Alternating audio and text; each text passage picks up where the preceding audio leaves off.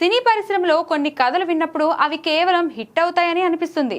కానీ మరికొన్ని కథలు మాత్రం మనసును బలంగా తాకి ఒక తెలియని ఉద్వేగానికి గురిచేస్తాయి.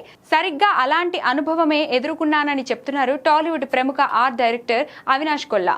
రాబోయే క్రేజీ ప్రాజెక్ట్ పెద్ది గురించి ఆయన ఇంటర్వ్యూ ఇస్తూ పంచుకున్న విశేషాలు ఇప్పుడు ఫిలిం నగర్ లో హాట్ టాపిక్ గా అయ్యాయి. సాధారణంగా ఒక సినిమా కథ విన్నప్పుడు టెక్నీషియన్లు అందులో ఉండే గ్రాండియర్ లేదా వర్క్ స్కోప్ గురించి ఆలోచిస్తుంటారు. కానీ పెద్ది కథ విన్నాక అవినాష్ కొల్లా దాదాపు 20 నుండి 25 నిమిషాల పాటు సాధారణ స్థితికి రాలేకపోయారట. ఇన్ని ఏళ్ల కెరియర్ లో ఇలాంటి అనుభూతి కలగడం ఇదే మొదటిసారి అని ఆయన భావోద్వేగానికి లోనయ్యారు. ఈ సినిమాకు వర్క్ చేసే ఛాన్స్ అస్సలు మిస్ అవ్వకూడదనే స్ట్రాంగ్ ఫీలింగ్ కలిగింది.